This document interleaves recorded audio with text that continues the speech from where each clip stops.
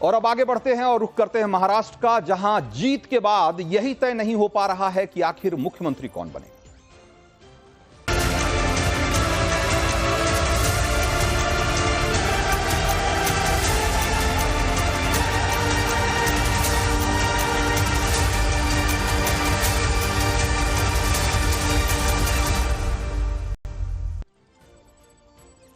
तो पिछले महीने 23 नवंबर को महाराष्ट्र विधानसभा चुनाव का रिजल्ट आ गया था। करीब करीब 10 दिन बीतने को हैं और अब तक आपको यह भी पता चल चुका है कि शपथ ग्रहण समारोह 5 दिसंबर को होने वाला है। शपथ ग्रहण समारोह में कौन कौन आ रहे हैं और ये कहां होने वाला है। मसलन ये कि जैसे आजाद मैदान में होगा शपथ का कार्यक्रम और देश के 22 राज्यों से ज्यादा के मुख्यमंत्री वहां मौजूद होंगे। तो सारी जानकारी आपके पास आ चुकी है। एक तरीके से पता चल चुका है कि बारात में कौन कौन शामिल होगा, लेकिन अभी तक दूल्हे का नाम पता नहीं। अब तक यही क्लियर नहीं है कि महाराष्ट्र का अगला सीएम कौन होगा, यानी सबसे पहले शपथ कौन लेगा। और यह बात अभी तक ज्यादातर लोगों को एक तरीके से नहीं मालूम। 288 में से महायुति के पास 230 सीटें, एक तरीके से प्रचंड बहुमत, विशाल जीत का जश्न अभी तक चल रहा है। लेकिन मुंबई से दिल्ली तक की दौड़ के बाद भी यह स्पष्ट नहीं हो पा रहा कि इस बार वर्षा में कौन बैठे। वर्षा मतलब महाराष्ट्र के मुख्यमंत्री का सरकारी आवास। सीएम के नाम को लेकर इस गजब के कंफ्यूजन के पीछे जो वजह बताई जा रही है, वो असल में अभी वर्षा बंगले में बैठी, यानी महाराष्ट्र के कार्यकारी मुख्यमंत्री एकनाथ शिंदे। उन्होंने बीजेपी के सामने एक शर्त रख दी, और वो शर्त क्या है? वो शर्त क्या है जिसने महाराष्ट्र के अगले मुख्यमंत्री के नाम पर पर्दा डाला हुआ है? उस एक शर्त के बारे में मैं आपको बताऊंगा, लेकिन अभी जरा एक लेटेस्ट अपडेट देख लीजिए कि मुख्यमंत्री के चुनाव को लेकर क्या क्या हलचल हो रही है। तो बीजेपी ने वित्त मंत्री निर्मला सीतारमण और गुजरात के पूर्व मुख्यमंत्री विजय रूपाणी को ऑब्जर्वर बनाया है। दोनों मुंबई जाएंगे और 4 दिसंबर को होने वाली बीजेपी विधायक दल की बैठक में सीएम चेहरे को लेकर बात करेंगे। इस बीच खबर यह आई है कि अजित पवार और देवेंद्र फडणवीस आज दिल्ली में अमित शाह से मुलाकात करेंगे। सूत्रों के मुताबिक इस मीटिंग में मंत्रियों की लिस्ट और उनके रिपोर्ट कार्ड पर भी चर्चा हो जाएगी। अजित पवार दिल्ली के लिए रवाना भी हो चुके हैं और दूसरी तरफ खबर यह है कि अपने विधायकों के साथ एकनाथ शिंदे की जो बैठक होने वाली थी वो रद्द हो चुकी, क्योंकि बताया जा रहा है कि शिंदे बीमार हैं और डॉक्टर्स ने शिंदे को अभी आराम की सलाह दी। लेकिन एक अखबार को जो इंटरव्यू उन्होंने दिया, उसमें मुख्यमंत्री शिंदे ने यह कहा है कि जनता चाहती है कि सीएम मैं ही रहूं, मैं आम लोगों के लिए काम करता हूं, मैं जनता का मुख्यमंत्री हूं, इसी वजह से लोग मानते हैं कि मुझे ही मुख्यमंत्री बनना चाहिए। तो बीमार शिंदे के बयान से महायुति का ब्लड प्रेशर ऊपर नीचे हो रहा है, लेकिन उन्हें बीजेपी ने जिन लोगों को ऑब्जर्वर बनाया है, वो एकदम स्पष्ट शब्दों में कह रहे हैं कि बीजेपी का हाई कमान जो फैसला करेगा महाराष्ट्र में वही हो। एक बार विजय रूपाणी को सुनिएगा। अभी केंद्रीय कार्यालय बताएंगे कि वहां संसदीय दल की बैठक कब होगी, किस तारीख को होगी, तभी हम लोग वहां जाकर सबको मिलेंगे और फिर पूरा हाईकमांड को बताएंगे और फिर हाईकमांड जो कहेगी उससे हम वहां के नेता चुनते हुए जाहिर डिक्लेयर करेंगे।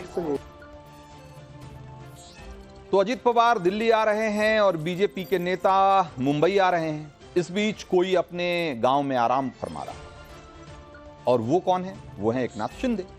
सूत्रों के मुताबिक Eknath Shinde wait and watch वाला रवैया अपना रहे हैं। आज उन्होंने कोई मीटिंग नहीं रखी और सूत्र बता रहे हैं कि शिंदे देवेंद्र फडणवीस को फिर से सीएम के तौर पर देखने को एक तरीके से तैयार हैं और उन्हें स्वीकार कर लिया है, लेकिन वो गृह मंत्रालय की मांग पर अड़े, यानी गेंद अब बीजेपी हाईकमान के पाले में।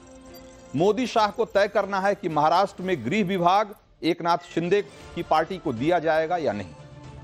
शिंदे भी उसी जवाब का इंतजार कर रहे हैं, जबकि बीजेपी के अंदर खाने से खबर यह निकल कर आ रही है कि पार्टी शिंदे की पार्टी को महत्वपूर्ण माना जाने वाला होम पोर्टफोलियो देने के मूड में नहीं।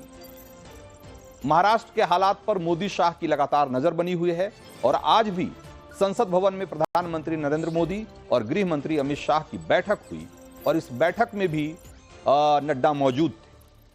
दावा किया जा रहा है कि सुबह सुबह इसी बैठक में पार्टी के सेंट्रल ऑब्जर्वर का नाम भी तय किया गया। यानी एक बात स्पष्ट है कि इसी बैठक में शिंदे की डिमांड पर भी चर्चा हुई होगी, लेकिन उस पर अब तक फैसला नहीं हो पाया, जबकि सेंट्रल ऑब्जर्वर्स के नामों की चिट्ठी निकल चुकी। सूत्रों के मुताबिक एकनाथ शिंदे डिप्टी सीएम बनने को तैयार हैं, लेकिन गृह विभाग के साथ, और यही बात आकर अटक जाती है।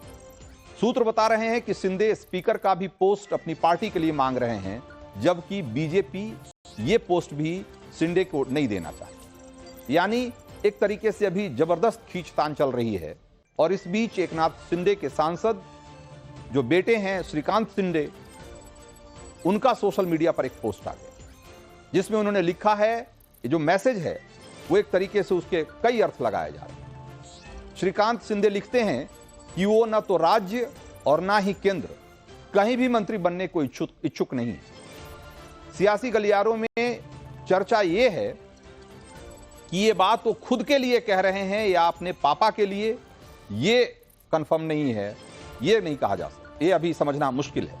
क्योंकि सियासत में इस मौके पर जब की कुर्सी के लिए खींचतान चल रही हो, ऐसे मैसेज के कई मायने हो सकते हैं। ये मुमकिन है कि शिंदे इसलिए भी कर रहे हो कि ताकि बीजेपी पर दबाव बनाया जाए, या वो संभवतः जो उन्होंने मांग रखी होगी वो पूरी नहीं की जा रही है, इसलिए वो एक कठोर मैसेज देना चाहते हैं कि अगर ऐसी स्थिति आई तो वो सरकार से बाहर हो जाएंगे, यानी कि वो सरकार में शामिल ही नहीं है।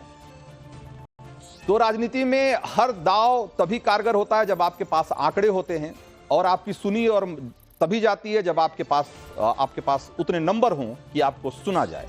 तो एक बार जरा दिखाने के देखने और समझने की कोशिश करते हैं कि जो नंबर है, नंबर गेम क्या कहता है। और महाराष्ट्र में आपको पता ही होगा कि महाराष्ट्र में जो नतीजे जो आए थे वो उसमें आप देखिए क्या शानदार जीत मिली महायुति को।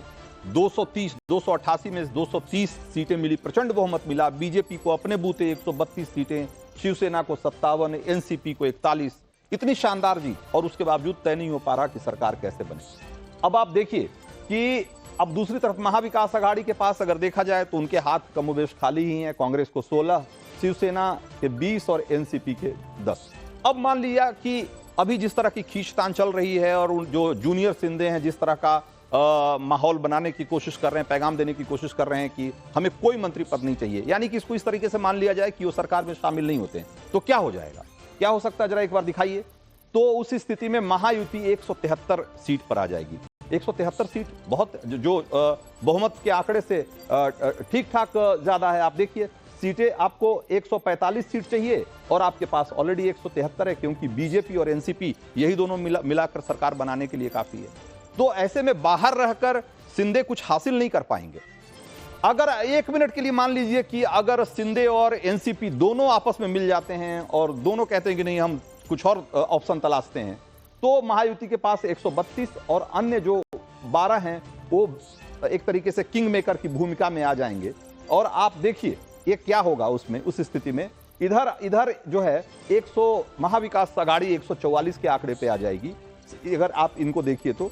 और उस हिसाब से ये बहुमत से जो कि 145 का आंकड़ा है, उससे एक विधायक की और जरूरत होगी इनको, 1 सीटें कम होगी इनके पास। लेकिन अगर महायुति को देखेंगे तो उस हिसाब से करीब ये भी एक सीट कम रहेंगे, 144 का आंकड़ा होगा। और उस स्थिति में भी अगर कहा जाए तो कोई बहुत अच्छी स्थिति में नहीं होंगे शिवसेना के। और सबसे बड़ी बात जो है इसमें कि शिंदे कभी नहीं चाहेंगे कि इतनी बड़ी जीत, इतना बड़ा मैंडेट जो जनता ने उनको सरकार बनाने के लिए दिया है, वो उस मैंडेट को गंवाकर वो एक दूसरे गठबंधन की तरफ जाएं। और जो मैंडेट है वो बीजेपी के साथ सरकार बनाने का है, उसको दरकिनार करके एक दूसरा गठबंधन तलाशने और इस तरह की कोशिश मुझे नहीं लगता है कि वो करेंगे। इसलिए थोड़ी देर भले लगेगी, लेकिन सरकार बननी तय है और बहुत मुमकिन है कि आज इस पर फैसला भी हो जाए।